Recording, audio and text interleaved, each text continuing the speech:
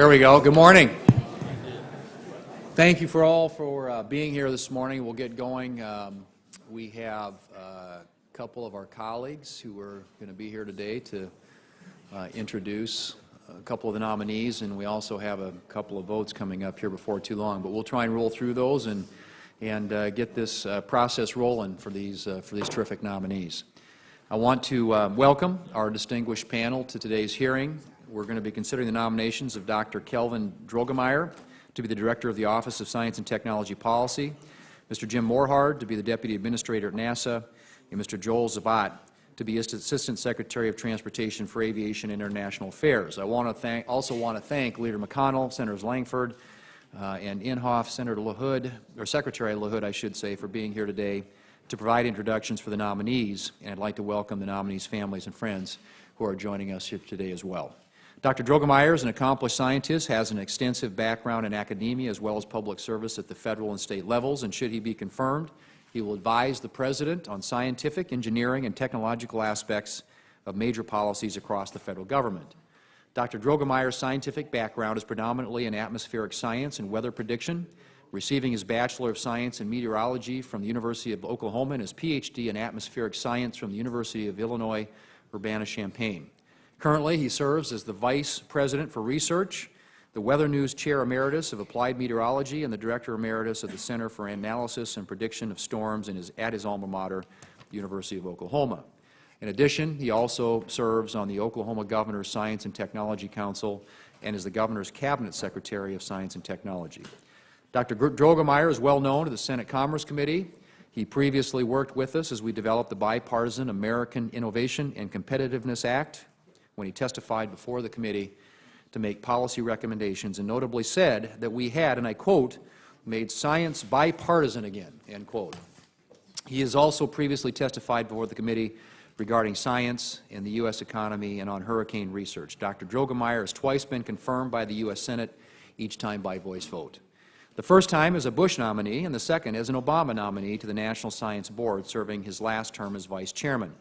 Dr. Drogemeyer is eminently well qualified to lead OSTP, and I look forward to the Senate confirming him quickly to this position, which has been vacant since January 2017. Jim Morhard is also well known to many of us, having spent 25 years working in the United States Senate in numerous capacities. Mr. Morhard currently serves as the Deputy Sergeant at Arms, but prior to this role, Mr. Morhard served as the Staff Director of the Senate Appropriations Committee. In that position, he helped to develop and negotiate multiple appropriations bills, which included funding for spaceflight, spacecraft control, and NASA communications. As a testament to his reputation on the Senate Appropriations Committee, Senator Leahy has submitted a letter of support for Mr. Morhard's nomination, in which he says, and I quote, "Based on my experience with Jim on the Appropriations Committee, if confirmed, NASA can expect to have a deputy administrator who will push an agenda of common sense and cost-effective solutions," end quote.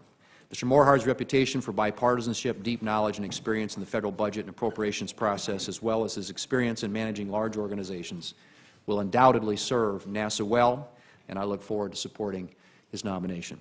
Finally, Mr. Zabat has a distinguished and lengthy career in the federal government, particularly at DOT, that makes him uniquely qualified for the position to which he's been nominated.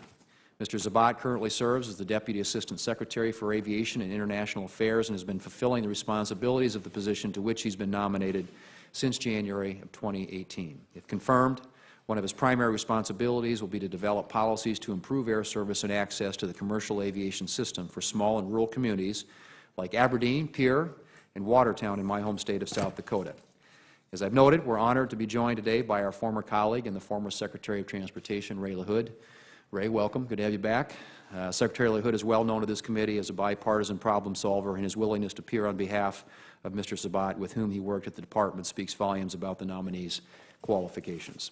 As I've noted, all three of the nominees before the committee today are exceptionally well qualified for the positions to which they've been nominated, and if confirmed, will have an extraordinary opportunity to advance American progress in science, space, and transportation. So once again, I would like to thank all of you for your willingness to serve in these important jobs, and I'll now recognize our ranking member, Senator Nelson, for his opening remarks. Senator Nelson. Mr. Chairman, I think it would be appropriate for me to defer my remarks until after the Majority Leader and the Secretary so they can get on with their duties.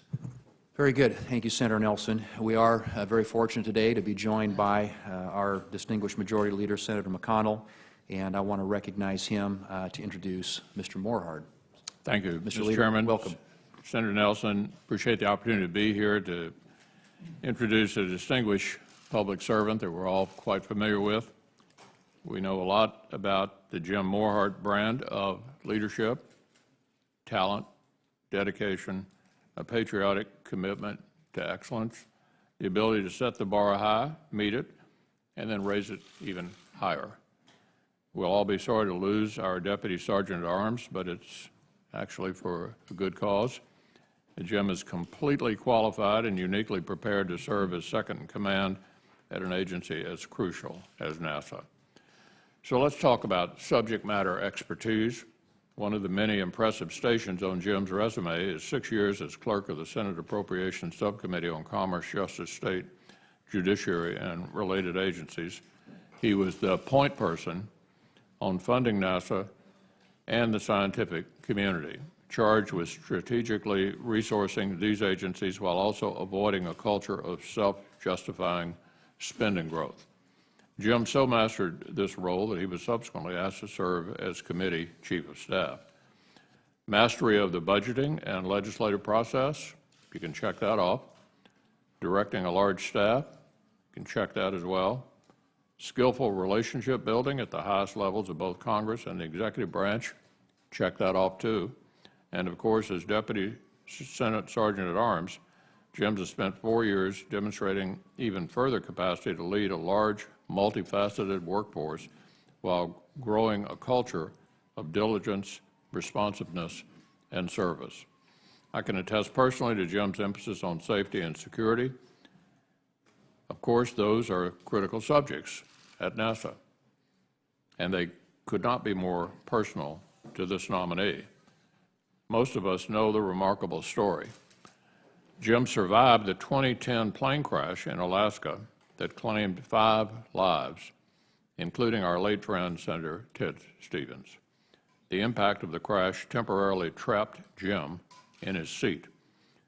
But this leader still poured himself into those around him, encouraging his fellow survivors and leading them in prayer. I understand Jim took more than a commitment to safety and security, as you can imagine, away from that tragedy. He's explained that his miraculous survival drove a renewed sense of personal faith and professional purpose alike. As he explained in a speech at his alma mater a few years ago, we need to maximize our time here helping others. In short, Jim is a passionate public servant who possesses precisely the unique combination of skills this position requires: specific expertise in what NASA does, demonstrated excellence in managing complicated government organizations, and a passion for ensuring that America leads in space exploration. So, Mr. Chairman, Senator Nelson, thank you for the opportunity to come by and say some words on behalf of this really good man, and I hope he enjoys the support of the committee. Thank you, Leader McConnell, very much for that very compelling testimonial. Obviously, many of us know Mr. Morhard well from his many years of experience here on Capitol Hill, in addition to his other accomplishments and experience. I want to recognize Secretary Ray LaHood, who is here and wants to make some remarks and introduce one of our other nominees, Mr. Joel Sabat. Thank you, Mr. Chairman. It's good to be back. Spent a few hours before this committee previously, and I enjoyed a wonderful relationship with many of the members of this committee, and thank you for your service and your support for DOT while we were in service there. I'm here today to introduce Joel Sabat, who has been nominated to be the Assistant Secretary of Aviation and International Affairs at the Department of Transportation. Joel has been an exemplary leader in federal service for over 25 years. He's an excellent manager and proven problem solver. I first met Joel in the early 2009 period when he was the Deputy Assistant Secretary for Transportation policy. He was DOT's federal officer responsible for implementing the Recovery Act. And let me just say a word about that. As many of you remember, DOT received $48 billion in the Recovery Act. All of that money was spent properly. There were no bad stories, no boondoggles, no earmarks, no sweetheart deals. And Joel stepped in and did this as a career employee before a lot of our political appointees were appointed. And he did really, really good work and was a great team leader and a great member of our team. Joel also helped manage the development and administration of the first round of Tiger, which I know is a very popular program, been renamed now, but still very popular in the Senate. It is for this dedication that Joel received the Presidential Meritorious Rank Award in 2012. I'm also very proud of the work that Joel did as Executive Director of the Maritime Administration, and in particular, I appreciate his leadership and dedication to the men and women at the United States Merchant Marine Academy, which was a very high priority for the Obama administration. As you can see by his record, Joel is motivated by a spirit of public service, and I believe he will do an outstanding job. And he does have the very strong support of Secretary Chow, who is also one who encouraged him to really seek this appointment. And so I urge the committee to support Joel. I know he'll do a great job. And I know that he will be very responsive to this committee and to all members of Congress. Thank you, Mr. Chairman.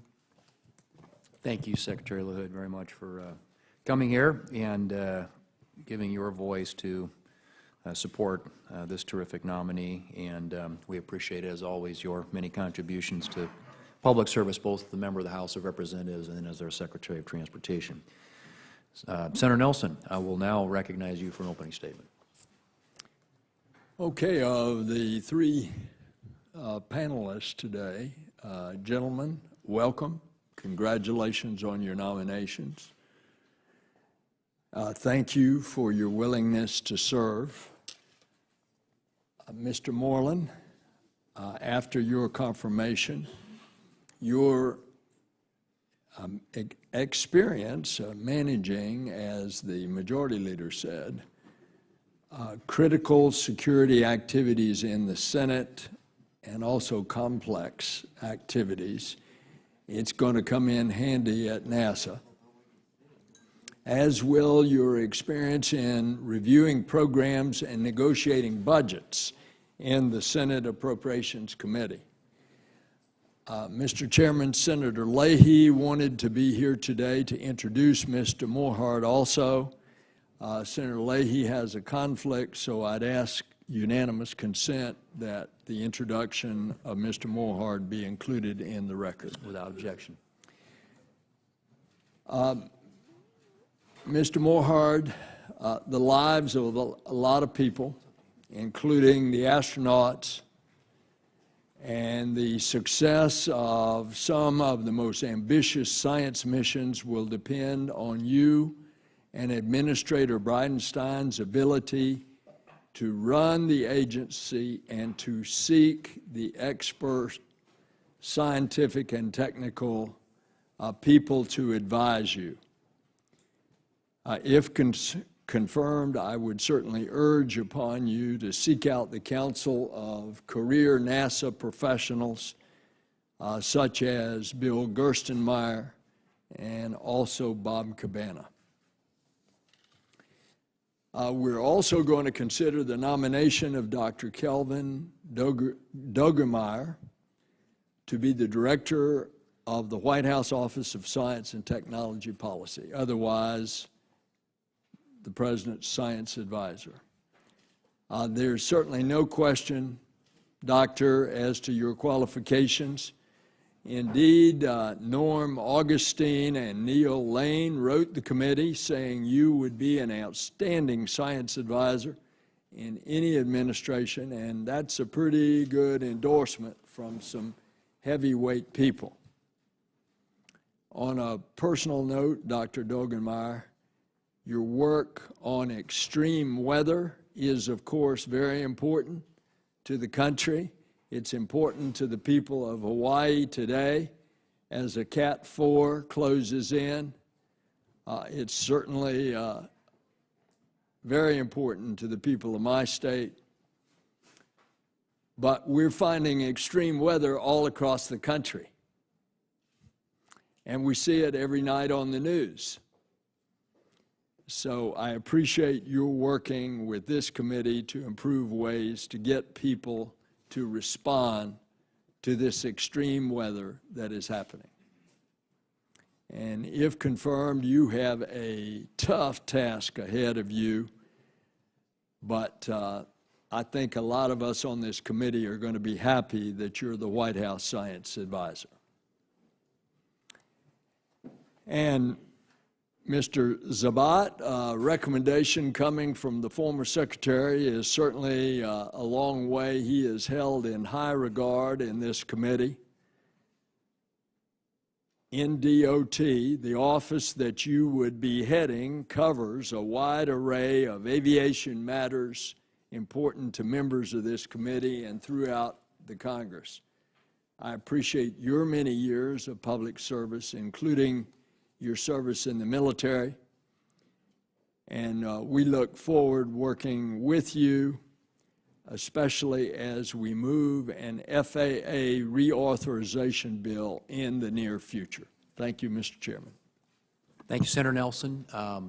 We are now joined by our colleague, Senator Langford, and he is here along with the senior senator from Oklahoma, a member of this panel, to introduce Mr. Drogemeyer. Senator Langford, welcome. Thank you. It's an absolute honor to be able to be here as well and to be able to speak for Kelvin Drogemeyer. I'll make just a brief, short statement on his behalf because I know you all have a lot of important business to be able to do, but just to be able to give you some context on this. Dr. Drogemeyer has served as science and engineering research and education communities at the national level for more than 25 years. He was nominated by President George W. Bush and confirmed by the U.S. Senate. He served 6 years on the National Science Board, the governing body of the National Science Foundation that also provides science policy guidance to the Congress and the President. Dr. Drogemeyer was renominated by President Obama and again confirmed by the Senate, serving a second 6-year term on the National Science Board, the last 4 years as the Vice Chairman. He took the University of Oklahoma and the research facilities and what was happening there when he was Vice President to Carnegie R1 status.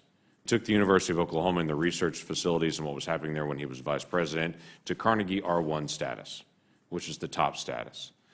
He has an impressive record that I'm sure you have seen, had the opportunity to be able to go through and see the research, to see his background. But one of the most impressive statements I think that you'll get from him is science has no politics. Science is just science. It's just the facts that you're looking at. So the key thing that he really brings to this is not only his extensive background, his experience working with the government, with Congress, and with the White House in the past, giving science recommendations, obviously the work that he has done in weather and climate for decades now, but he is just an honorable individual that I think you'll enjoy getting a chance to get to know, not only his science background, but his personal and his family background as well. It's interesting to see, if you've gone through his extensive resume and background, to be able to see backgrounds with all these different awards, all these different published articles, all these things that he has done over the years. But right in the middle of it, he also has listed as one of his honors and award, head usher at his church, which again shows the humanity of saying there are a lot of things that you can do in personal life and that you can be engaged in, and to be able to keep life in perspective as well, and to be able to say all these are areas just to be able to serve people and to be able to find ways to do that. So I hope you enjoy the dialogue with him. I wholeheartedly support his nomination as well and look forward to getting a chance to vote him on the floor in the days ahead. Thank you. Thank you, Senator Langford, and for joining us today and voicing your support of this terrific nominee. And of course, as I mentioned, the senior senator from Oklahoma and somebody who is a distinguished leader on all these issues that come in front of our committee, also here, and Jim, I'm going to recognize Senator Inhofe to make some opening comments, too, with regard to Dr. Drogemeyer. Well, thank you, Mr. Chairman. I appreciate that. Senator Langford and I we were fighting to see who could introduce you, and so we're both introducing you. And I think he said it all very well.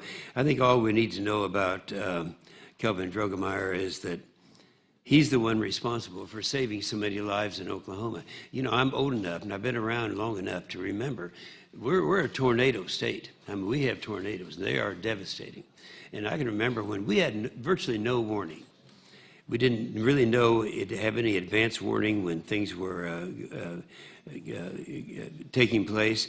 And now, because of what he has done, we have minutes and sometimes hours to warn people to take cover because of the impending severe weather. If that's not impressive enough, the company he created employs 100 people and has had $350 million impact on our state of Oklahoma. Now, he knows science, he knows business, he's a celebrity. So you may not know that he's a celebrity, but he is. I mean, look at him. He doesn't. He's got a great smile, but he is a celebrity. In 1978, he was on the classic television thing called In Search Of. It was a science television series narrated by Leonard Nimoy, where he was featured for his expertise on tornadoes. So he knows his stuff. He's going to be doing a great job. And in addition to just being eminently qualified, there's no one in America that's better qualified for this position than he is. Democrats and Republicans alike agree with that. But I just want to add that in addition to being eminently qualified, he is famous, he's fun, and he's entertaining. Thank you, Mr. Chairman. All right. That's a pretty glowing endorsement, I'd say, right there. So, thank you, Senator Inhofe. I'm going to invite the nominees to come forward, Dr. Drogemeyer, Mr.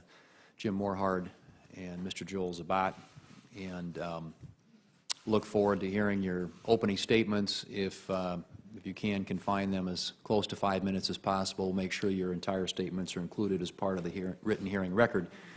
And then it'll give us an opportunity to ask some questions. So we'll start on my left and your right with Dr. Drogemeyer. So look forward to hearing from you. Please proceed. Thank you very much, Chairman Thune. Thank you, Senator Inhofe. Ranking Member Nelson, thank you as well, and members of the committee.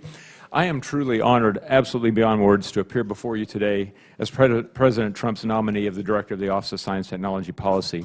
I'm also pleased that my wife of 35 years, Lisa, is just behind me there, that she could join me, along with lots of wonderful friends who've truly blessed my life throughout the years. I was born in Kansas, and at age 19, I went storm chasing in the Texas Panhandle and saw my first tornado up close and personal. It was a pretty big experience, and you know, the power and the majesty of that awesome power really fueled my interest in meteorology, which was the focus of my undergraduate studies at the University of Oklahoma. I then went on, as you heard, and earned master's and doctoral degrees at the University of Illinois at Champaign-Urbana in atmospheric science. I then returned to OU to begin my career as a researcher and an educator. My work is focused on using data to improve forecasts, giving people, as Senator Inhofe said, more time to find shelter when they're threatened by extreme weather events and unpredictable storms that really we feel are quite dangerous. I later started a weather technology company based upon that work. I am a scientist, and I'm a storm chaser, and I'm an educator. And as many of you know and you've heard, I have a fair bit of experience in science policy, having twice been nominated by the President and confirmed by the Senate for service on the National Science Board, first under President George W. Bush and then later under President Barack Obama. In addition to having served as Vice President for Research at my institution, the University of Oklahoma, I also serve, as you heard, as Oklahoma's Cabinet Secretary of Science and Technology in the Cabinet of Governor Mary Fallin. You know, we live in a time of absolutely extraordinary possibilities. The pace of discovery is accelerating, and the global science and engineering ecosystem is rife with both competition and opportunities for cooperation. Now, I was privileged to speak both of those sentences here in this room to this committee 2 years ago when I testified about the amazingly bipartisan and wonderful American Innovation and Competitiveness Act, ACA. I want to thank all of you, Senators Peters and Gardner, also for including me in the listening sessions and allowing me to be part of that wonderful process. Now, today I appear before you again, but with an even greater privilege and responsibility, to discuss the possibility with you of serving as the OSTP Director. I would be absolutely honored to take on the challenge of ensuring American leadership in our science and technology enterprise, which for decades has contributed to our success and our prosperity. But what I really love the most about OSTP is that it measures its success not by what it does, but rather by the extent to which America succeeds because of it. Our nation today faces great challenges, no question about that, but no challenge is beyond our reach. And science and technology are time-tested and powerful pathways towards solutions. If confirmed, I will work closely with this committee, with other members of Congress, with my colleagues throughout the federal government and the academic and private sector enterprises to ensure robust American leadership in science and technology. I also would like to highlight just a few areas that would include, for example, a coordinated and comprehensive portfolio of federal science and technology initiatives across the whole of government. Everything from fundamental research that is commercially risky but really must be funded, an important role of the government, to applied R&D that brings these research outcomes to market. Second, an education framework to produce a capable and diverse workforce that is absolutely critical to America's future, all the way from K-12 schools to career techs to colleges, four-year colleges, and America's preeminent research universities, the entire ecosystem. And finally, new initiatives and new models of public-private partnerships to move scientific research outcomes from the bench and the lab into the economy, creating jobs and building the wealth of Americans. There are an increasing number of threats to science and technology in America. I think you're all aware of that. Unnecessary regulatory burdens stifle some of our best and brightest researchers, and it's clear that international competition is rising very rapidly, especially from China.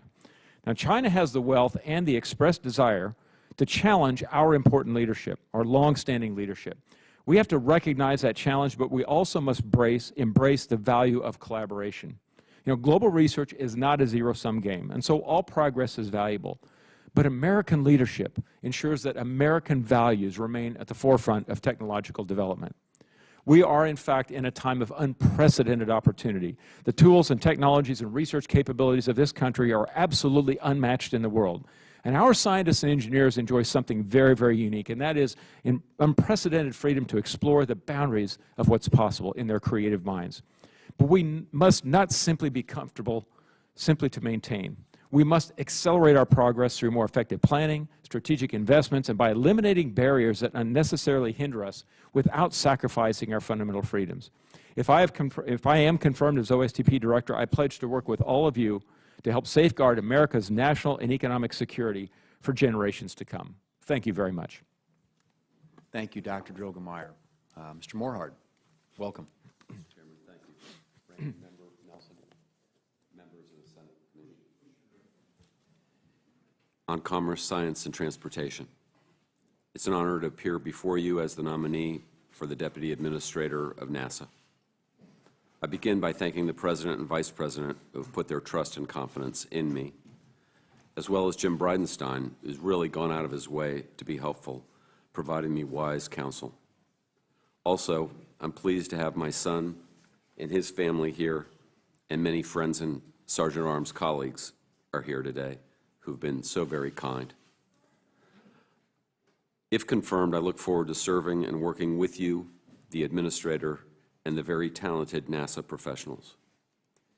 In the 1950s, my dad was working at NavAir, and he worked side by side with Alan Shepard and thought the world of him. In 1962, I was 5 years old. My brother, Jay, was 9, and after John Glenn orbited the Earth, my parents dropped us in front of his house in Arlington, Virginia, where we lived also. Jay and I walked up to the front door and knocked. The astronaut opened the door, and he welcomed us in. As some of you who know Senator Glenn, it was that type of person he was. After petting the cat and drinking the offered glass of water, we received his autograph. These men inspired America, as well as the world, and they influenced our psyche, and they brought us together. It's an inspiring time, again, for human spaceflight, and once again, NASA is leading the way. but it's also aspiring. I once asked my mother, why are we here on Earth? She said, to do the greatest good for the greatest number of people.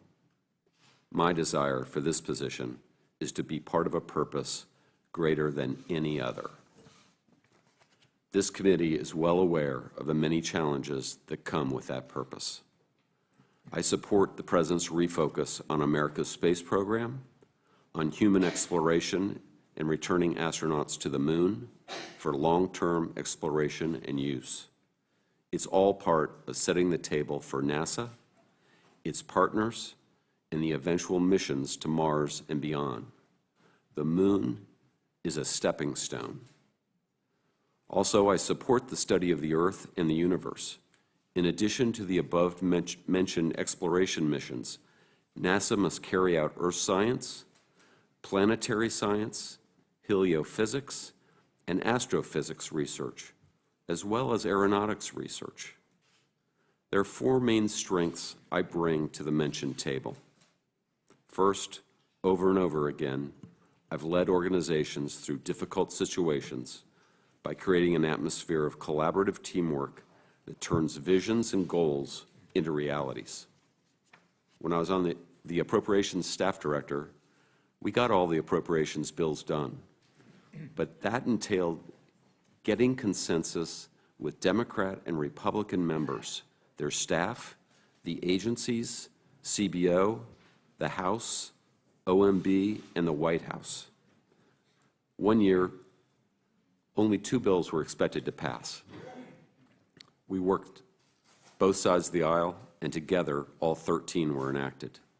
To do that, it took a complete command of the federal budget and legislative processes. That was a feat then, and as we're seeing, it remains one today. Second, I'm able to focus helping to lead a situation that continually tends toward disorder. That goes from helping manage most of the Senate's operations to quickly reacting to cybersecurity threats. Third, NASA is blessed with the most extraordinary and energized professionals whose ideas and talents must be allowed to flourish. I've spent my career attracting, mentoring, and retaining great talent. Finally, but most importantly, on all levels and at all times, the safety of the entire NASA team is absolutely critical. On a daily basis, I'm responsible for helping to ensure that the proper processes work for the security of all senators, staff, and visitors. To conclude, I believe transformational leadership and the strength of collaboration will ensure a new era for America's space programs, advance scientific knowledge for the Earth, and inspire a new generation to enter the STEM fields. It's what NASA needs, and it is time.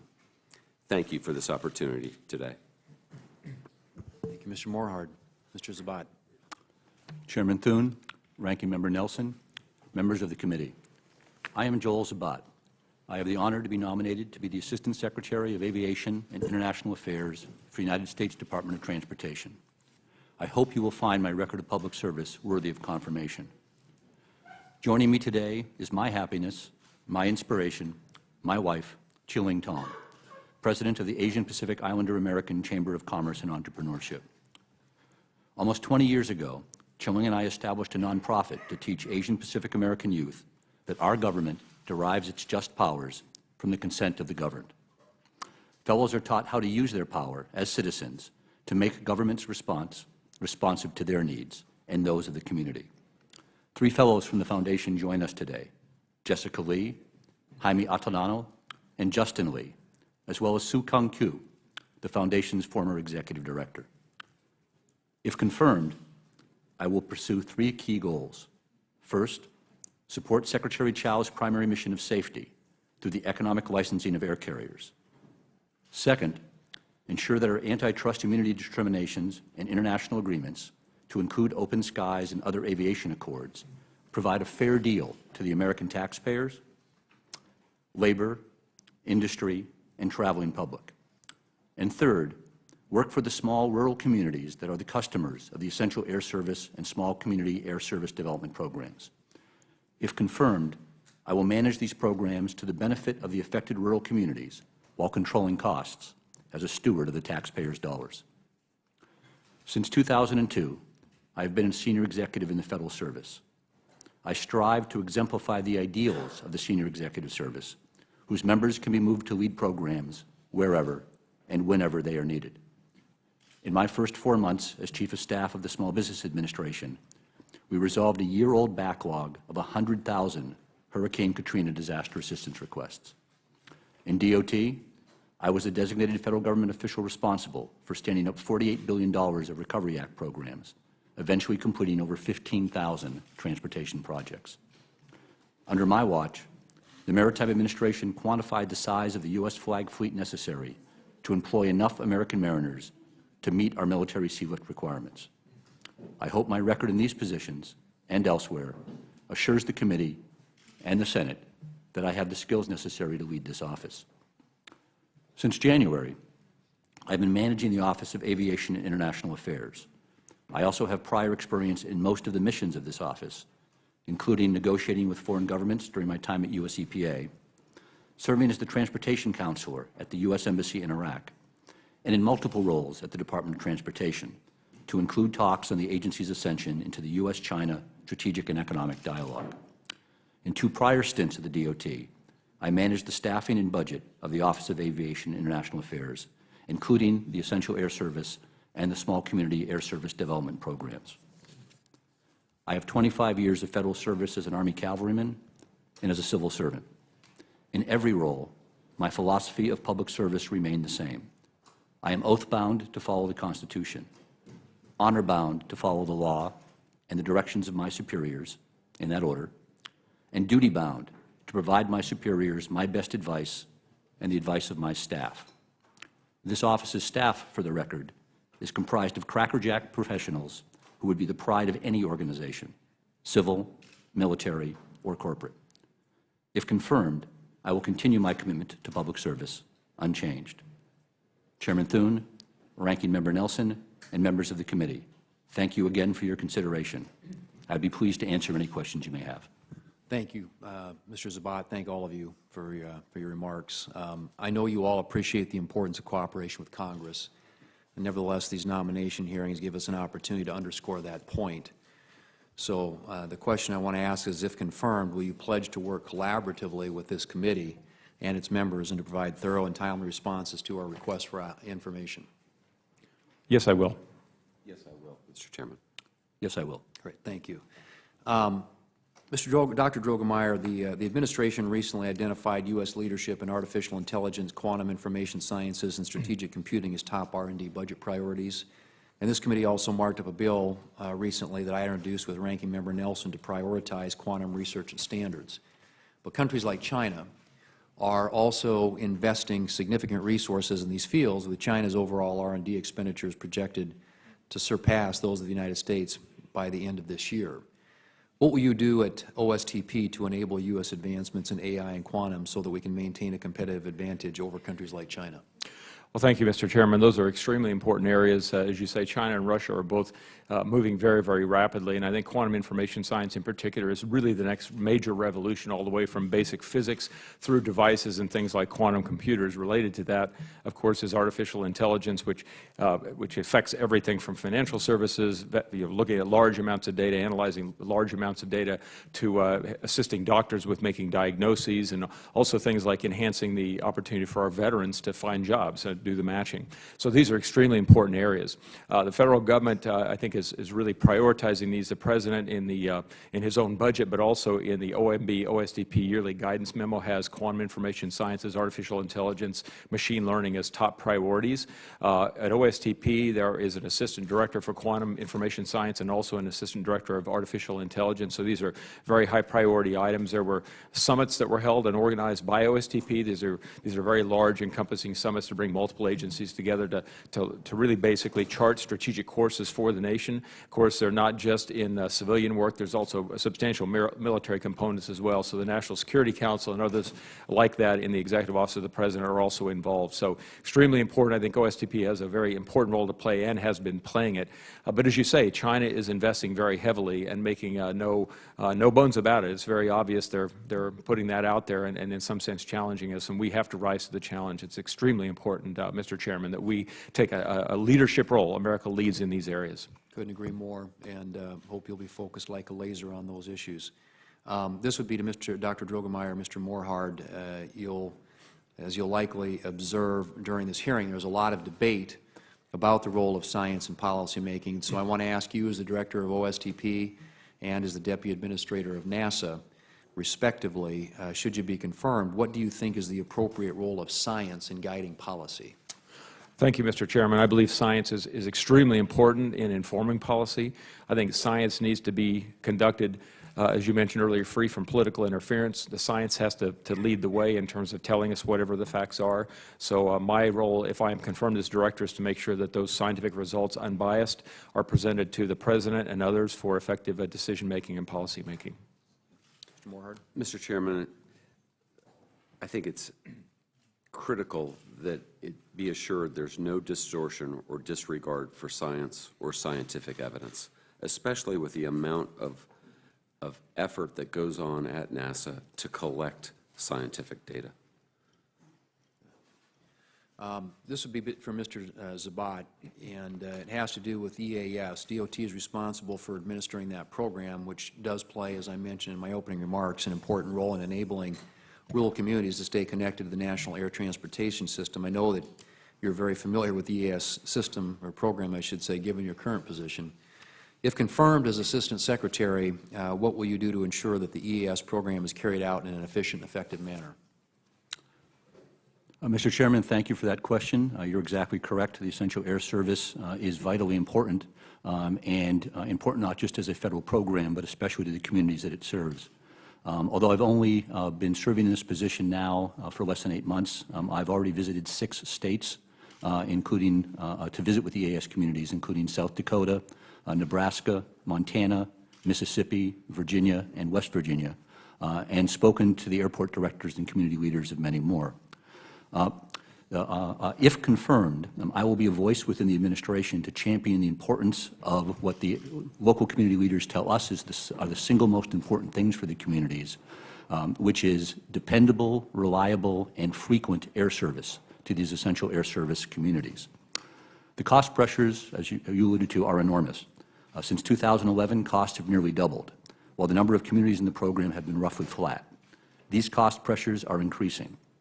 I believe, and in my discussions with the airport directors, they've indicated they also believe that there are a number of ways to contain these costs and to continue the effective management of essential air services to the benefit of the communities. Some of these were suggested in the administration's FY19 budget proposal. There are others that have been suggested to me by the airport directors and community leaders. If confirmed, I will work with the interested members of Congress, with the staff of this committee, and with the EAS communities themselves to develop a consensus way forward. Thank you, Mr. Zabat. And my time has expired for questions, and my time to vote on the floor has expired as well, so I need to go vote. I'm going to hand the gavel to Senator Wicker to recognize in order of appearance those who are here first. So I guess we have... Very good. Thank you, Senator. All right. Well, it seems that we have Senator Gardner followed by Senator Cortez Masto. Let me just observe, Mr. Zabat, that was an excellent list of states to visit. I don't know how you came up with that list, but right on. I have excellent staff, Senator. Senator Gardner. Thank you, Mr. Chairman. Mr. Zabat, congratulations on your nomination, and thank you so much for taking the time to meet with me. I appreciated hearing your thoughts, particularly as they related to the office's approach to China and Asia as a whole. Aviation industry, aerospace industry, extremely important to Colorado, as it is indeed a fastly growing industry. If confirmed, part of your role will require you to oversee and engage in agreements and partnerships with foreign countries and carriers seeking to provide air service to and from the United States. Is that accurate? Senator, yes, it is. Yeah. In our discussions, we talked about how important it is that we're holding our partners accountable to their commitments as part of such air transport agreements. Could you talk about some of the things that affect and impact the current state of our agreement and partnership with China in particular? Senator, thank you for that question, and thank you for identifying what is, along with our air transportation agreements with Europe, the United States' single most important international partnership for aviation. One of the things that I have learned since I joined the office in January, and I think is reinforced by the 25 years that I've had in federal service, is the importance not just of making agreements, but of working with your partners to ensure that they uphold the agreements that are made. And so even before I joined the office, we have had that challenge in working with our partners, our aviation partners in China. And so as we had discussed, Senator, from our perspective, there are 4 areas where we would like to see improved progress going forward in our relations with them, where we think that we have agreements, and we need to see more progress in fulfilling those agreements. They include on the freight side what's called co-terminalization, the ability of our freight carriers to be able to fly into China and then move from one airport to another. That fits their business model, and this was agreed to, and they have challenges in doing so. Also, a problem that the Chinese have writ large, which is congestion in their airports, which affects their ability to provide us both the slots and the frequencies, the routes, the ability to fly into the country, that from our perspective that they have agreed to. And then finally, among the 4, so co-terminalization, the slots, the frequencies, but then we also have some of what I would call the nits, the basic day-to-day issues, such as the speed with which normal requests are made, whether they are for inspections of airframes or for code sharing among partners. And so it's fair to say that China is not meeting those 4 agreements at this point? That is our perspective, yes, Senator. There were reports this summer that China was calling on our domestic air carriers, including American Airlines and United Airlines, to change their content to consumers regarding Taiwan.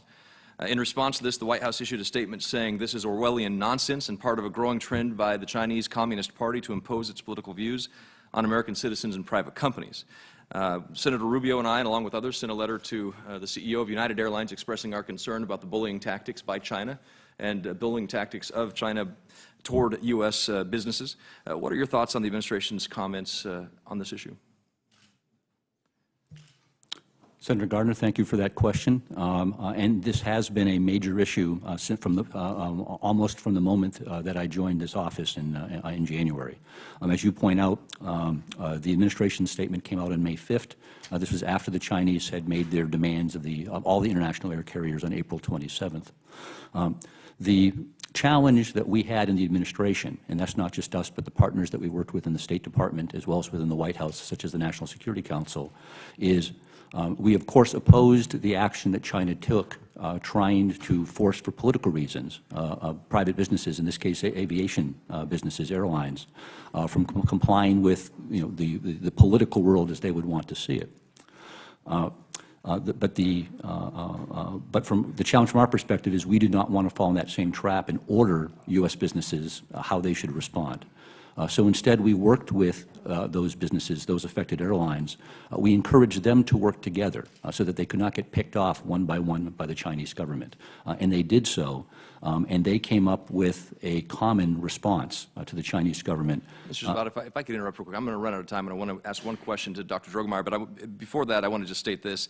I am really concerned about China's bullying tactics and bullying American companies, the airlines today. Who will it be tomorrow? And if the airlines succumb to Chinese bullying tactics, then China will know they can bully other American companies. And then pretty soon you have internet companies going into China agreeing to censor sites, which is being done right now. I've drafted an amendment in this case to offer to the FAA reauthorization bill an amendment that would require that as a condition to operate in U.S. national airspace, any carrier must refer to Taipei, Taiwan. Dr. Drogemeyer, the U.S. obviously has some of the strongest science research laboratories in the world helping drive U.S. competition. I've talked a lot about China with Mr. Zabat. Could you talk a little bit about innovation, staying on top of science, research, development, funding importance, and how we can compete with China in the future? Absolutely. It's extremely important, Senator Gardner. I think we need to make sure that we are the strongest research enterprise in the world.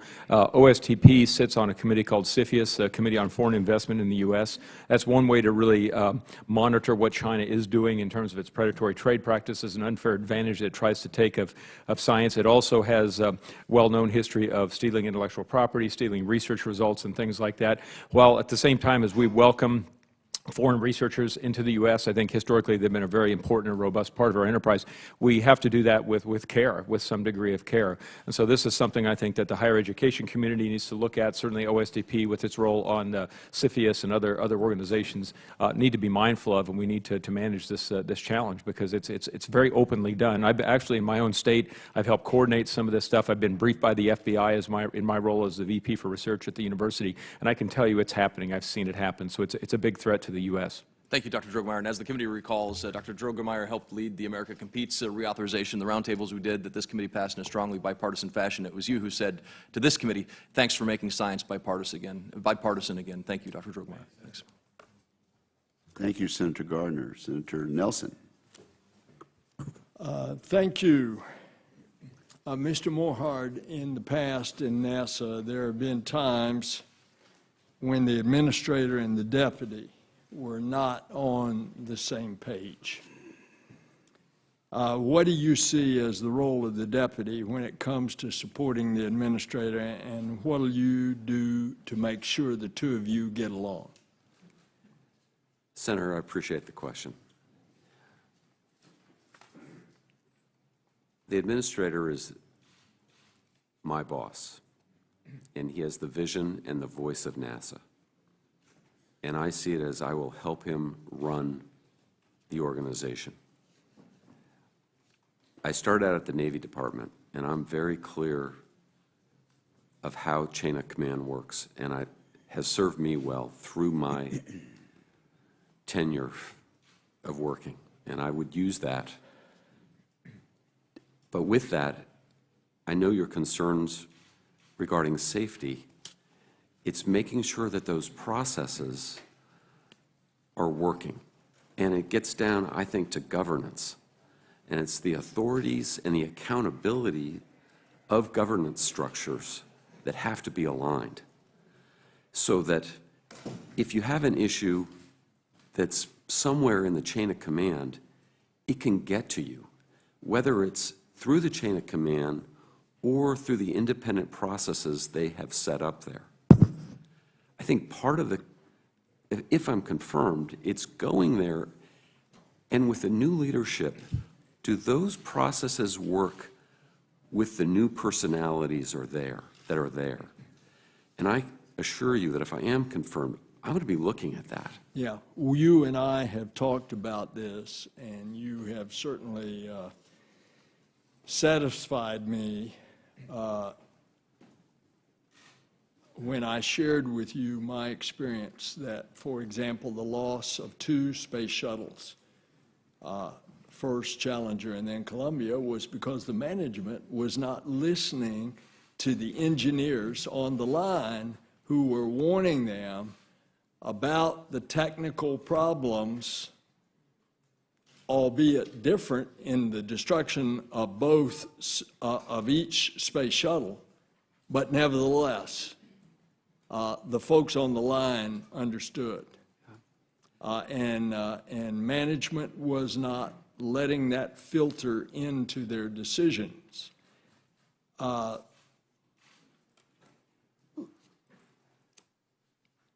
Dr. Drogemeyer, what steps are you going to take to ensure the federal science is conducted and communicated free from political interference? Senator, that's an exceptionally important issue.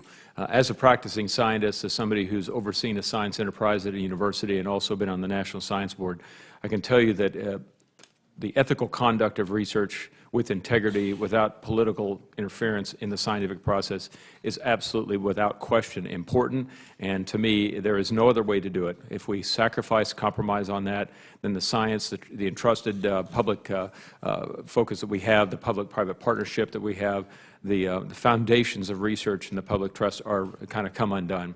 So to me, that's very critical. OSTP, I think, has a very important role to play in that activity.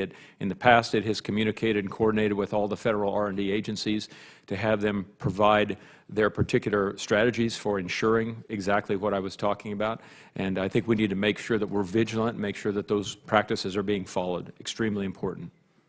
Since we're in hurricane season, you've worked with us in the past to improve the public's response to hurricane warnings.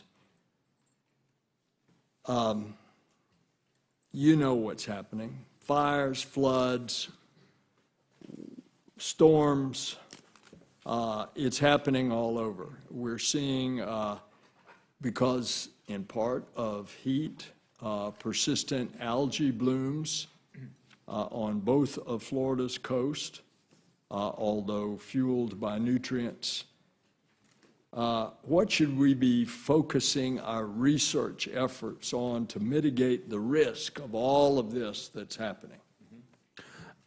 Another extremely important question. We really have to understand, in the case of harmful algal blooms, for example, how these things happen and how they explosively develop like they do. And I've my own research at the universities, my own university has done a lot of work in this area in harmful algal blooms. In fact, Senator Inhofe became quite ill one time with one of these things. So I think fundamentally in all the things you mentioned, we have to understand the underlying issues, improve the science and prediction of these, whether it's the biological things, whether it's hurricanes and so on. But another really important thing we oftentimes don't talk much about is the communication of the threats to the public and understanding how the public responds. And this is where the social behavioral sciences can really play an important role. And when we worked together, you and I, in that Hurricane Research Initiative 10 years ago, that all-encompassing strategy that we worked on with the National Science Board did just that. And frankly, I wish we would have gotten funding for it, because that looked at the hurricane in particular is in its totality, not just the physical science, the observations, but the social behavioral dimensions, because at the end of the day, everything you mentioned is about people. It affects people. We have to understand that people dimension as well. And that's something I would commit to you to work with you and others on addressing those important issues where I confirmed.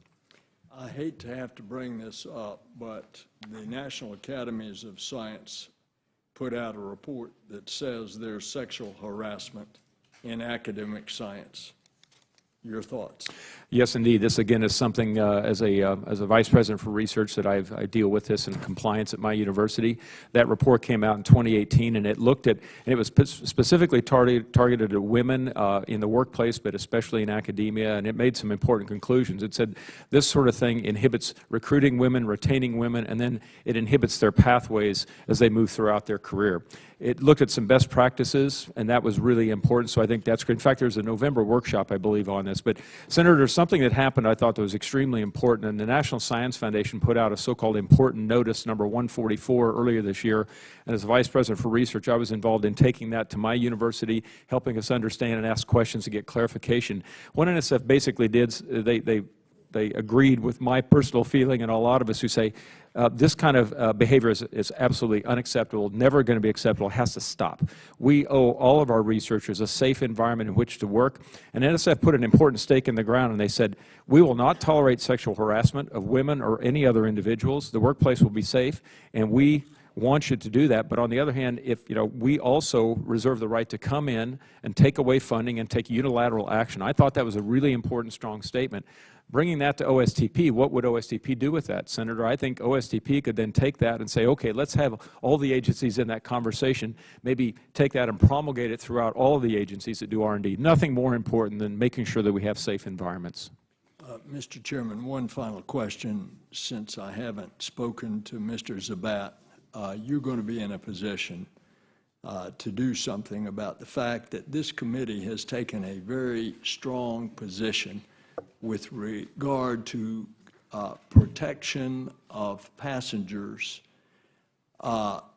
consumer protections on airlines. And yet, we have not seen the airlines do the things that we have, in fact, discussed in this committee, such as ensuring that young children are able to sit next to at least one parent with no charge, or the fact that when paid checked luggage, paid, is lost or not delivered in a timely manner, they don't even get a refund on paying for their bag. What can you do about this? Senator, thank you for the question and for raising a valid and important concern. Since I joined the Department of Transportation in 2002, safety and fair treatment of the traveling public have always been part of the culture and part of the regulatory role of the department. The particular issues that you raise, the children sitting with parents, the treatment of luggage, falls under the purview of the Aviation and Consumer Protection Office. But if I am confirmed and sitting in an office as an Assistant Secretary for Aviation and International Affairs, I commit to work with them, with the involved offices in the Federal Aviation Administration, with yourself, your staff, and interested members of this committee to address these concerns for the traveling public. Thank you, Senator Nelson. Senator Udall. Thank you so much, Chairman Wicker. Really appreciate the hearing today. Don't worry about this bandage. I'm fine. You should see the other guy. Doctor, yeah, is a dermatologist. Yeah, we occasionally run into them around here. You're right. The New York Times recently published a lengthy article, Dr. Drogemeyer, on the history of climate change actions in our country called Losing Earth. I mentioned this article to you when we met earlier in the week. The author concludes that we had an opportunity during the decade between 1979 and 1989 to take climate change head on, but we failed. Will you dedicate yourself to work to address climate change impacts in America? Well, thank you, Senator. I did pull that article down, and you were right. It was 40,000 some words, and I enjoyed looking at it. A lot of familiar names in there. It was a very interesting history. I absolutely believe that we have to look, at the future. That was the past, right? It talked about, as you say, that era from 79 to 89. I'm really focused as a sort of a guy who does weather modeling, predicting the future. I'm really looking at what we do in the future. So absolutely, I'm very excited to work on that. I think we need improvements in climate models. We need lots of things going forward, lots of things we could do. And I talked to various senators, including Senator Hassan, about this in her home state of resilience. She made the point when we rebuild from destruction, we tend to rebuild and not build for the future. That's a great example, Senator, of the things that I think we need to be doing. So absolutely, I'm very excited to work on that with you and see what we can do to move forward. Great. And what specific actions will you take as the leader of OSTP to act on climate change? Absolutely. One of the important bills that was passed by this committee and signed into law was the Weather Forecast Improvement Act. And for example, with regard to hurricanes, there's a National Hurricane Research Initiative as part of that. Also, activities that look at doing more seasonal forecasting and bringing the climate and the weather communities together to work together. They could actually learn a lot from one another. In the climate modeling going forward, we need to reduce uncertainty. There certainly is uncertainty, kind of an ironic way to say it, but in climate models, we need to reduce that. And I think the weather modeling community can be very, very helpful there. Also, when you're thinking about numerical prediction beyond the sort of the weather timescales we see now of a few days, maybe out to 7 days, into seasonal timescales, very important for agriculture, for other areas. So kind of moving the weather forecasting further downstream sort of into the climate arena. So there's a real symbiosis there to be gained, Senator, and that would be something I would like to work on, as well as things that I mentioned in risk and resilience with Senator Hassan. Yeah, and I assume from the question that was asked earlier about scientific integrity that you would also preserve scientific integrity in this climate change arena. Yes, sir. Yeah. Absolutely. Dr. Drogemeyer, we discussed the importance of ensuring that the United States research and education enterprise is robust and competitive at the international level. How will you ensure that the U.S. remains a global leader in science, technology, and innovation and continues to be a trusted partner in international research? That goal that you just mentioned really is the goal, to me, is to really ensure American leadership in all the things you mentioned. I think, first of all, we need to have our strategy. We need to look at what the key things are, and the Chairman mentioned a few of them a moment ago, the artificial intelligence, quantum information sciences. There's also AI and machine learning. There's advanced manufacturing and these kinds of things. Other countries are aggressively pursuing these things as well because they see them as game changers. So we have to be very smart in our planning. I kind of take a portfolio look across the federal government to look at what are we doing not just within an agency but topically across agencies. I think we need to have efficiencies. We need to remove regulatory burden that hampers our best and brightest scientists. Some compliance activities are extremely important, but others are very unnecessary, and we know that. So I think we need to untie our hands. Also, Senator, I think we need to be very efficient and effective in moving research outcomes into the applied arena, into the private sector, where they can then grow jobs and be put into practice. So all of those kinds of things I think are really critical. Other countries don't have what we have. We have not only American ingenuity, we have a fabulous higher education system, incredible national labs. We have amazing private companies, an innovative spirit. We really are leading despite what you see in terms of the dollars of other countries, but we've got to watch those dollars because they are on our heels.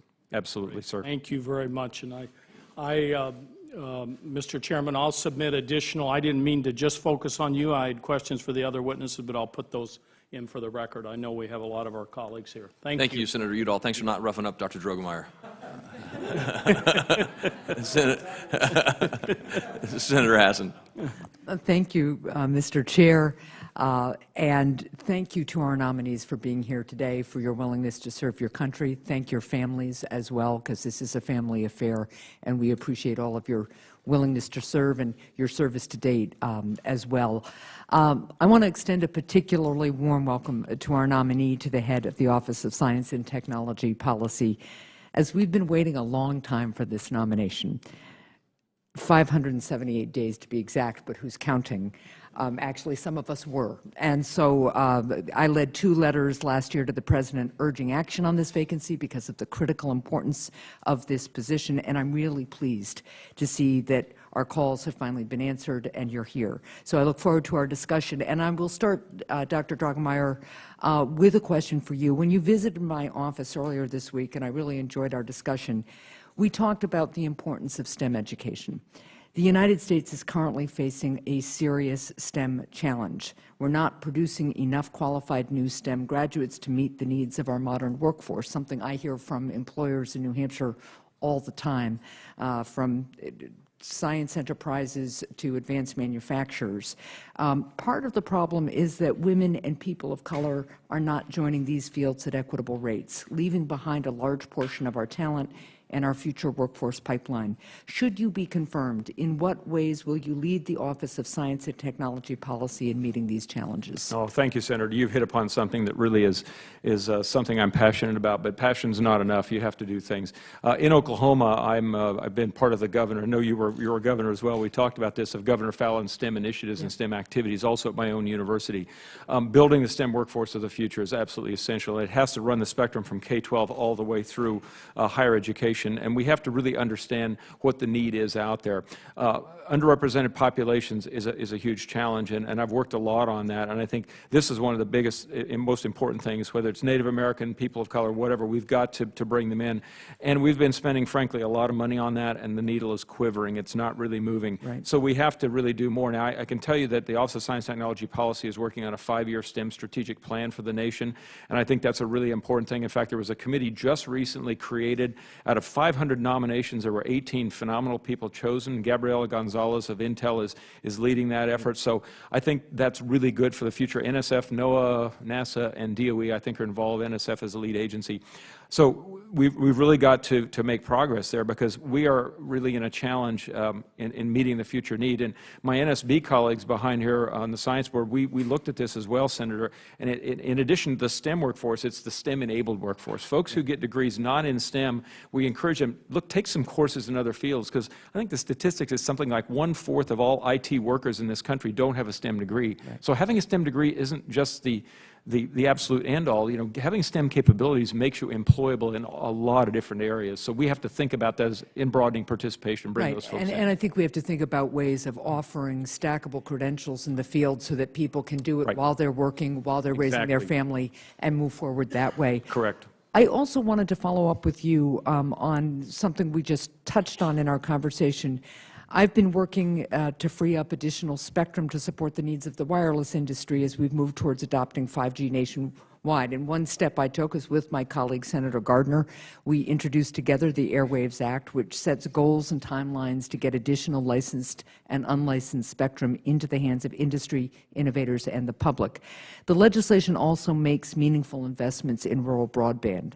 In order to achieve goals like those outlined in the Airwaves Act, we'll need cooperation between federal agencies, including the Department of Commerce, FCC, the Department of Transportation, and the Department of Defense, just to name a few.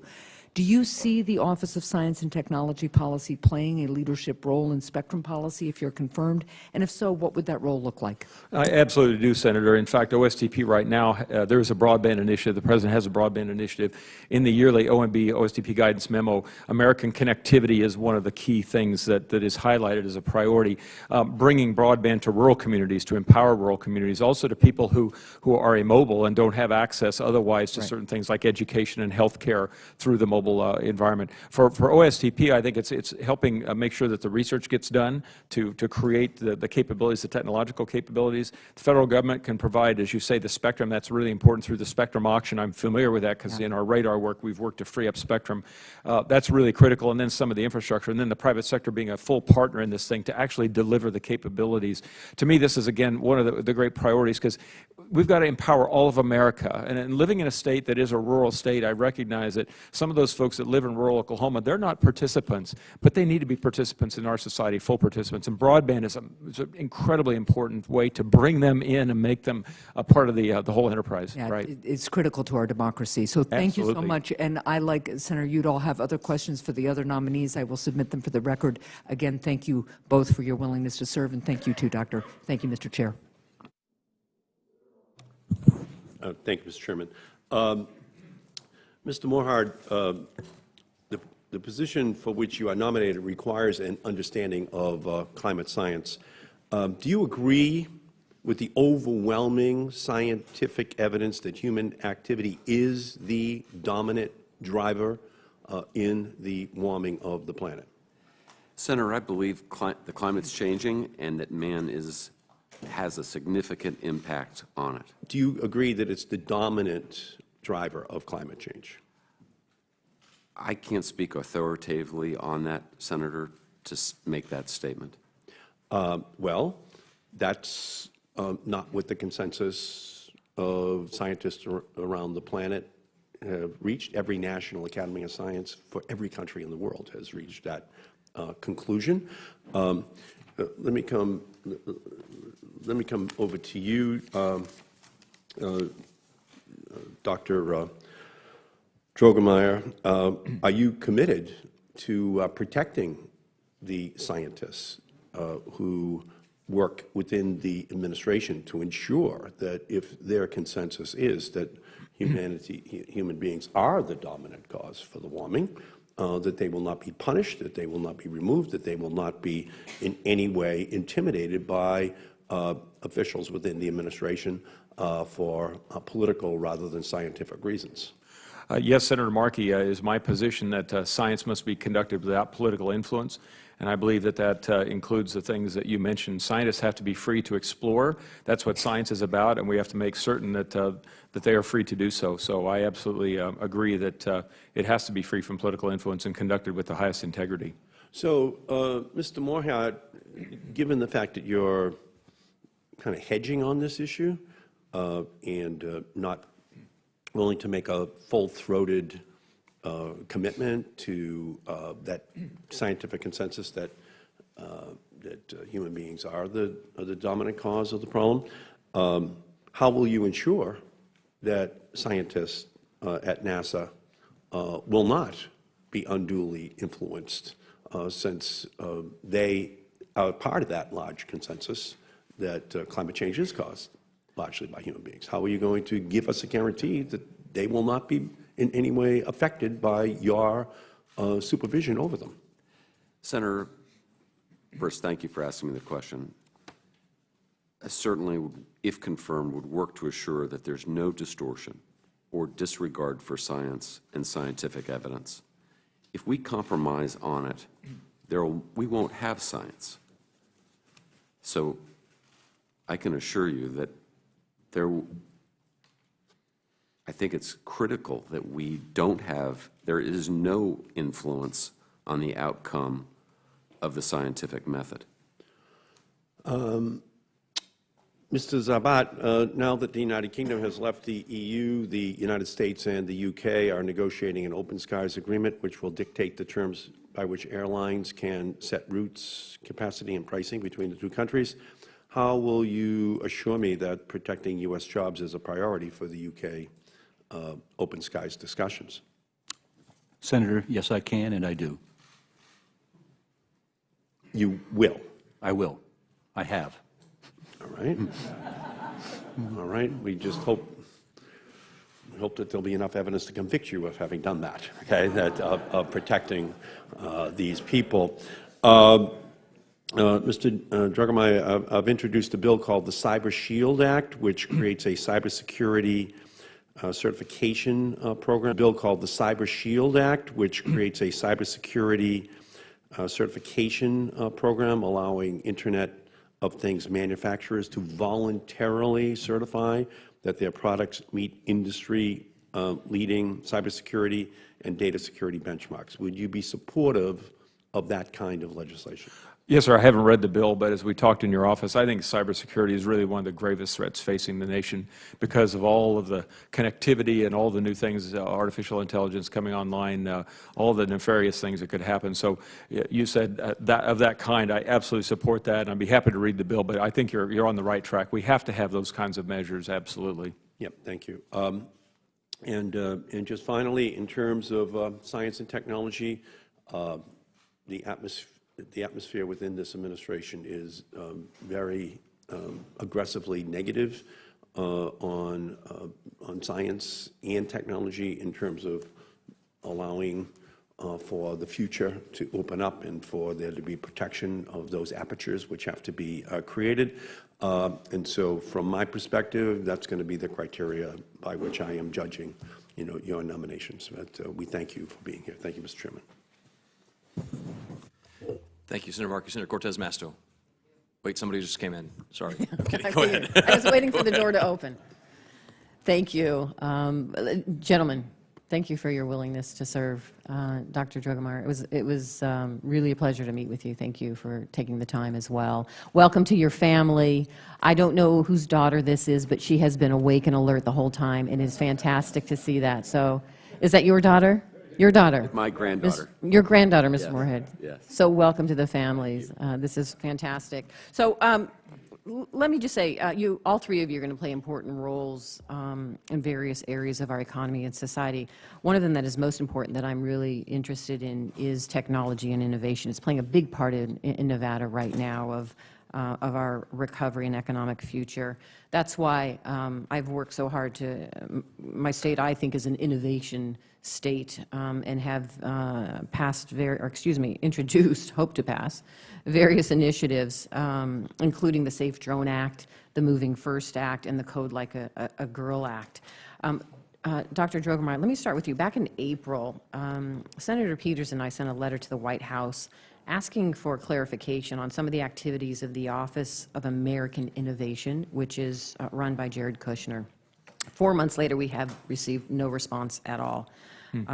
I note this because the federal government's role on innovation is a big priority of mine, and we need to ensure that any office in charge of this issue is being transparent and working with all of us. I know you're going to be in charge of OSTP and not OAI, but you will work closely with OAI, and I just want to see if you're willing to help me get a commitment from that office on the letter with respect to innovation. Well, certainly, as you mentioned, Senator, innovation is very important, and I'd be happy to be part of that team and work collaboratively with everyone on innovation. Very important. Thank you. Thank you. Sure. I appreciate that. So to you and Dr. Morhard, as we talk about innovation and the evolution of technology involved in this space, we're always trying to find a sweet spot between advancing innovation and considering things like you've heard from my colleagues, cybersecurity, safety, and privacy as we develop these new technologies. Can you just let me know how you will be working with other entities in the government to achieve these aims, and how we can work with you as well to address these concerns? Well, I can tell you that, in my view, Senator, it's a very important question. We develop technology very rapidly. We know the pace is huge. What is much slower is the extent to which we really understand the human uptake, the social use of the technology, and those kinds of things. We really have to at least get it caught up, get the latter caught up with the former, to where we aren't putting technology out there and all of a sudden, oh my gosh, now what do we do? You know, where people are posting suicide videos on Facebook. Who would have thought? Flash mobs. We've got a whole new thing to deal with. So I think the pace of discovery and acceleration and innovation is there, and we don't want to throttle it back. We have to accelerate the social behavioral aspects, because at the end of the day, again, we're always dealing with people. So this is something that I think OSTP certainly is unique to doing in the government, of, again, seeing the box top of the puzzle and saying, okay, we've got the technology, we need to bring in these other dimensions and make sure that we're working as an ecosystem, not just purely the technology piece. And I think we've paid prices for that in the past, frankly, without doing that. And Mr. Morhard, thoughts on that? Yeah, Senator, UAS traffic management's a good example. Yeah. And I know it's something that you're very much involved with. And it's not just in the United States, it's all over the world. And it's the standards that the Aeronautics Mission Directorate's working on now. They're going to affect the United States, but it's going to affect the world. And it's so critical that we do that now before it gets out of control in other places. And so I would say we look forward to working with you on it, and certainly want to promote it as quickly as we can. Thank you. And let me just highlight this, because I say this all the time. As we build this architecture, infrastructure, whatever you want to call it, we should be putting those guardrails in for cybersecurity and privacy at the same time, because it is so hard to come back in after the fact and try to lay those over the infrastructure that's been created. So I look forward to working with all of you on those as well. Mr. Sabat, one of the stated goals of your office is, and I quote, developing policies to improve air service and/or access to the commercial aviation system for small and rural communities. I appreciate that you specifically noted in one of your priorities and in your testimony is this small and rural communities as well. Can I get your thoughts on aviation competition for all airports? Specifically, how you plan to support the mid and small community air service between the two main programs that you noted in your testimony and as well in your statement. Nevada has remote places, and I've been to Elko, Nevada, as well as Alamo, and they both have rural airports there. I'm always concerned about how we include them and should be including them as we talk about this space. So if you don't mind. Senator, thank you for the question. I think, as you're aware, under President Trump's administration, we do have a focus on rural infrastructure and development of technology in rural areas. So specifically to your question about the airports, you are correct. We have both the Essential Air Service and the SCASDEP, Small Community Air Service Development Program, both of which EAS continues to serve airports in Nevada as SCASDEP has, and those communities are eligible to continue going forward. The situation as it affects Nevada is also the same as it is nationwide.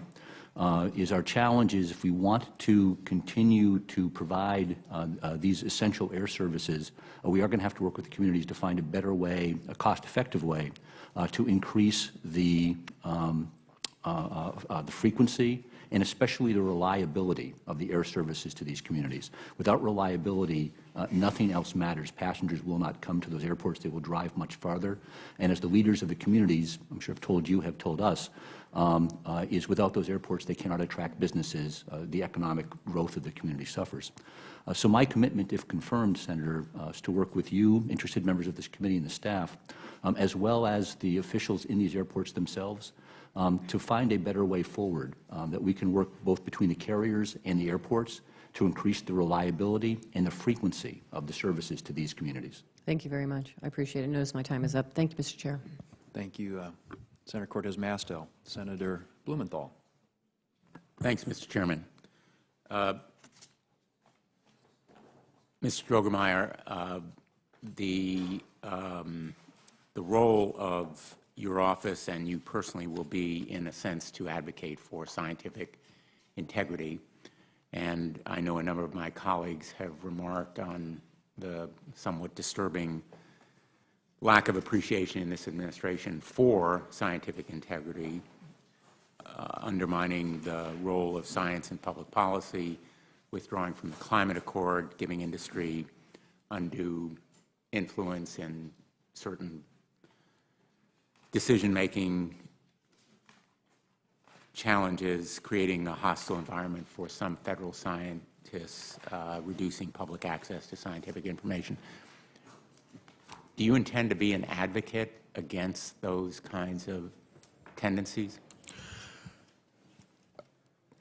Senator, I strongly advocate for, I don't know if I'd say I'd advocate against or advocate for the positives, but I agree that all the things you mentioned are challenges and problems, and science has to be done with integrity. So I think I would either advocate that they be undone or advocate for the positive, and if maybe one is the same as the other, but to me, integrity in science is everything. We owe that to the American taxpayer, we owe it to science, and we owe it to the future of our country to be honest and to conduct science in the absolute most honest and way full of integrity and without being encumbered by political influence. So I certainly want to advocate for that, yes. A hostile work environment for scientists is a threat to public health and safety, is it not? It certainly can be, and as we talked about earlier with regard to things like sexual harassment and the kind of work environments, we need environments where we attract people that want to come and do science and work for the government, for example. If we don't have that, then we're not going to get the people that we need, and the federal government scientific enterprise plays a very important role in our country, so we have to have the positive environment, yes, sir. But apart from sexual harassment and other absolutely abhorrent and unacceptable practices elsewhere, respect for scientific integrity is something that you uniquely have to be an advocate for. Would you agree? I would absolutely agree with that. And that is my plan, sir, yes. Thank you. You bet. Mr. Morhard, I was interested in some of the questions that have been asked, but I want to repeat the same line at the risk of being overly repetitive. Your boss-to-be, if you are confirmed, said that he wanted, quote, somebody who has a lot of space experience, a space professional. It needs to be somebody who has run large organizations, who understands the technology, end quote. That's what NASA Administrator Jim Bridenstine said he wanted in his deputy. What do you say to critics who have indicated you meet none of those qualifications? Senator, I appreciate the question. I believe the work at NASA, if I'm confirmed, is empowering scientists and engineers and astronauts and technicians, and also the quiet professionals that are behind the scenes that really are the connective tissue of NASA. For my part, it's really creating an atmosphere for these people of collaboration, of a team, where people can enjoy their jobs and they're able to see a clear vision of success. And that's and I'm more than happy to allow you to make this response in writing for the record. Yeah. I'm going to run out of time. Okay, I'm sorry. So what do you say to critics who say you don't meet those qualifications? You don't have space experience, you're not a space professional, you've never run a large organization, and you have no background in technology. You're going to learn about those things, or they're not necessary, or what would you say? Senator, helping him to run an organization right now that's the largest on Capitol Hill. And the processes of an organization, whether it's working in operations or the safety and security side of it, the legal side of it, the HR side of it, the budget discipline that's needed, the schedule discipline, all those things are critical. And that part, I think I can bring to NASA with folks that don't have that background. I appreciate your answer. Yes, sir. My time has expired. Mr. Chairman, I'd just like to enter into the record the recent survey done by the Union of Concerned Scientists showing pervasive political interference in science in this administration. I'd like that to be made part of the record. Without objection. Thank you, Senator Blumenthal. Senator Cruz. Thank you, Mr. Chairman. Welcome to each of the witnesses. Thank you for your testimony. Congratulations on your nominations. Mr. Morhard, can you share with this committee what your views are on what the approach should be to the International Space Station? Senator, thank you for the question. I think the International Space Station is one of the greatest technical achievements of our time. And I think there are a number of musts that go with it. One is that we have got to have the continuity of human space flight. It's critical for our future that that does not get interrupted. Secondly, I think we need to protect the talent pool at places like Johnson Space Center. And I think thirdly, we've got to find a viable transition plan that's attractive to this committee, because it's not going to go anywhere unless you all agree to it, but also attractive to private industry. And that allows them, NASA, to focus on deep space if we can find such a transition plan. Do you agree that we should get the maximum usable life out of the space station after the taxpayers have invested over $100 billion in it? I agree that we should get the best use out of it we can. Do you also agree that it would be catastrophic to cede low Earth orbit to the Chinese and have the Chinese operating the only platform in low Earth orbit? I completely agree with that, and I think they would if they had the opportunity.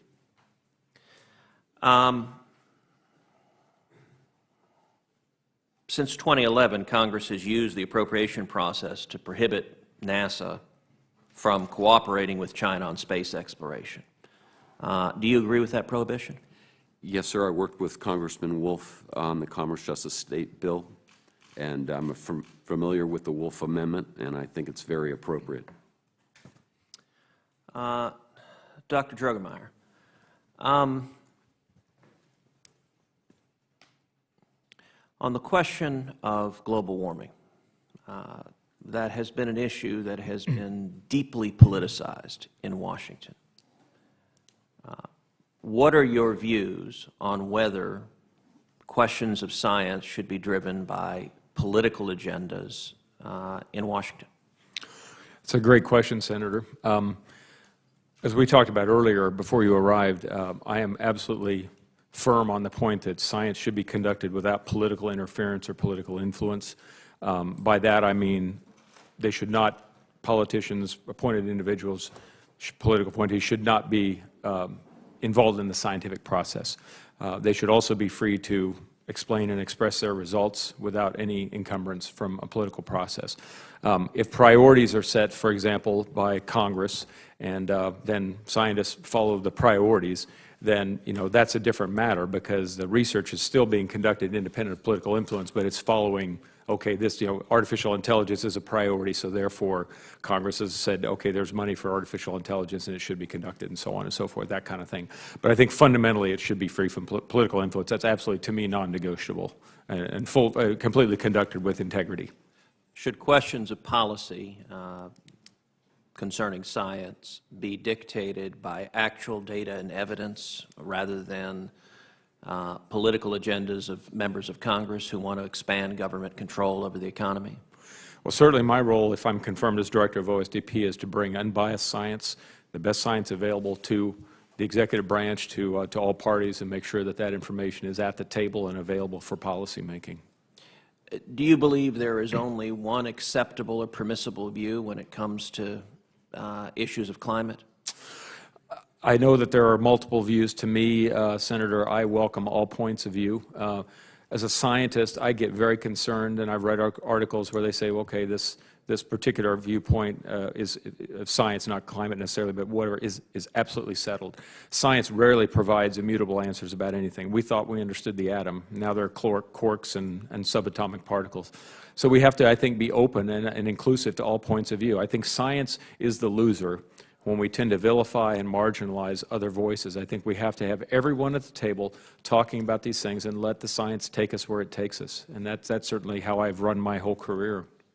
And are you familiar with the empirical data from satellite measurements that this committee, subcommittee on science and space, has heard testimony on, that from the satellite measurements show no statistically significant warming over the past 18 years?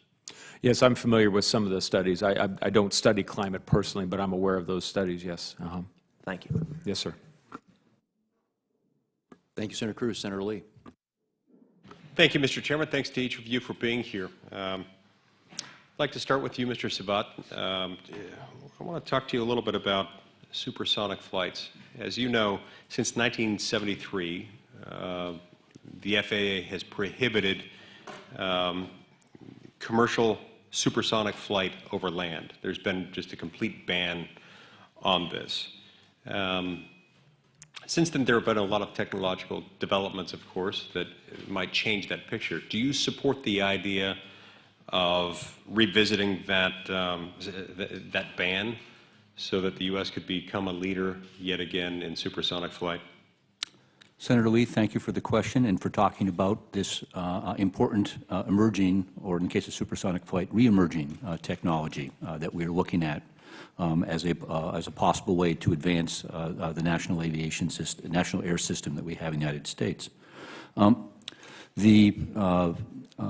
the short answer to your question is yes. The longer answer is within the Department of Transportation, we always want to relook at technologies as there are advances and as there are different ways of looking at them defined to integrate them into our aviation system. Secretary Chow's #1 priority to do this is in a safe way, and if we can find a way to integrate it, we will. This is primarily a responsibility of the Federal Aviation Administration. But, Senator, if confirmed, I would work with you, with your staff, with other interested parties to ensure that your input and your concerns are addressed by the affected offices within the Office of the Secretary as well as the Federal Aviation Administration. I appreciate that, and as we address this issue, I'd suggest that we ought to look back at 1973. I mean, 1973 was a long time ago. It was the year when my wife was born, so I shouldn't refer to it as that long ago. But in technological terms, 45 years ago, might as well be millennia. I mean, we didn't dream of any of the devices that we each now have within an arm's reach. The computing processing power that each of us has in our own pocket at any given moment outpaces anything in existence back then. And with those technological developments, we've had other scientific developments that have made it possible to revisit the all-out ban on overland supersonic commercial flights. And so I assume you would agree that at least a strong argument can be made that the total ban I'm referring to has outlived its usefulness and has outlived its relevance in our modern technological age. Do you agree with that? Yes, Senator. Okay, thank you. Mr. Drogemeyer, I want to talk about spectrum for a minute. We live in an exciting time. Exciting opportunities are already here. They're getting even more exciting as we imagine newer and more efficient uses of spectrum that could improve the quality of life, not only for hundreds of millions of Americans, but for billions of people throughout the globe. From basic communication to sophisticated offerings like telemedicine, right, and like driver-assisted technology. The development of our spectrum and our increased ability to use it is becoming more and more important to more people. It's going to save lives, and it's going to improve the quality of life for basically everyone. Some have estimated that upwards of 60% of radio spectrum is set aside, not eligible for auction for any kind of commercial use. Upwards of 60%, and that is predominantly for government use. There are a few other uses built into that 60% set aside, but the overwhelming majority of that is set aside for government use. Would you agree that in order to reach our potential, that Congress and the administration will need to make federal spectrum holdings more transparent and more efficient, and perhaps revisit the presumption that 60% of the spectrum needs to be kept off limits? That's a very important question. I'm not familiar with the 60% issue you raised, but in the work that I've been involved with in terms of radars across the country, the idea was to consolidate several different bands, spectral bands of radars into a single system so that other spectrum could be auctioned and made available. So I'm familiar with the topic and the importance of it, but I'd have to get read up on this particular issue. It does sound like something extremely important because it addresses the issue of commercial entities being able to use spectrum and have it available to do things with and so on. So I'd love to get back to you on that, but I certainly would work with you on that. It sounds like it's something very important to work on together. So thank you. I would love to do that. I appreciate that. And I want to be clear, I certainly understand the need for the government to retain a portion of it. For military and other government uses, there is absolutely a strong, even compelling need for the government to have some spectrum, and for that spectrum not to be auctioned off for commercial use. But I will note, generally speaking, what has been allocated for commercial use is usually utilized far more efficiently. People figure out how to make the most of it.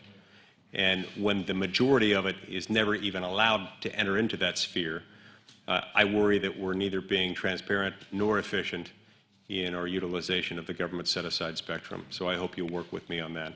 Thank you very much. I see my time's expired, Mr. Chairman. Thank you, Senator Lee, and a very important point, and one that this committee has a very sincere interest in. We've got to make more spectrum commercially available. There are going to be tremendous needs out there and demands for it, and particularly given the fact that as we are in the race to 5G, that's going to be an important component of winning. So we've got to make sure that we're doing everything we can, and we hope that you will, in follow-up to your discussions with Senator Lee, work with him and with this committee to try and figure out ways to make more of that government. Government sits on a lot of spectrum, and it's not, in some cases, efficiently utilized, and we've got to do better. So thank you for that, for your responses to that. Mr. Morhard, NASA is one of the country's greatest resources when it comes to inspiring young Americans to study STEM-related fields. What do you view NASA's role to be in inspiring the next generation of STEM professionals? Senator, thank you for that question. I've been looking at this, trying to get up to speed on it, and I sat on the Senate floor in the 1980s with Barry Goldwater and Sam Nunn talking about the same issue.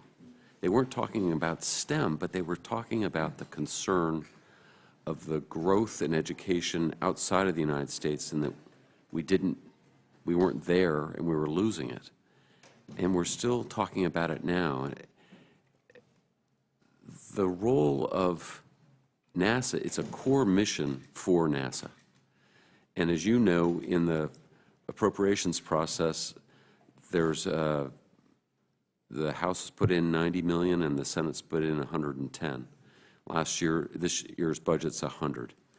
And so we're going to, I expect we'll see somewhere a level playing field. But the real question is, for me, is the money being used for the best purposes of providing that inspiration? And I think if I'm confirmed, it's looking at how it's being used. I've seen hearsay evidence that it's much more effective in middle school versus in colleges, because people have already making their decisions when they're getting to college. And it's really inspiring people like my granddaughter that they're at that sweet spot. I think that's, if I'm answering your question correctly, that's what I'm trying to focus is, are we using it correctly? Spates grants are a consortium. Judd Gregg had me put together a consortium for counterterrorism grants. And I saw over time consortiums take on a life of their own, and they begin to expect the money. And I think that we still need to provide funding, but it has to be effectively used. Absolutely don't disagree with that, and I do think that figuring out, how to get to that next generation of young people who might aspire to these fields is really critical, and so we look forward to working with you and obviously with Dr. Drogemeyer and others in that endeavor, because I think it's an important one to have the workforce of the future, those young people who hope and dream to be a part of something that's greater than themselves, and to serve those higher purposes. And I think this is certainly a field where that's been true for previous generations of Americans, and we want to make sure it's available to those in the future. Dr. Drogemeyer, in AICA, we also directed OSTP and OMB to establish an interagency working group to reduce administrative and regulatory burdens of federally funded researchers to maximize our basic research dollars. How will you ensure that this ongoing effort continues and is prioritized at OSTP? Thank you for that, Senator Thune, and thank you for doing that. When I was on the National Science Board, we wrote a report on reducing administrative burden. The National Academies has opined on that as well in a report. It's got to be a great priority because it's wasteful. We talk about wasting taxpayers' money. This is a waste not only of money, I believe, but also intellectual capacity, and wasting the talent of Americans in science, to me, is really a horrible thing.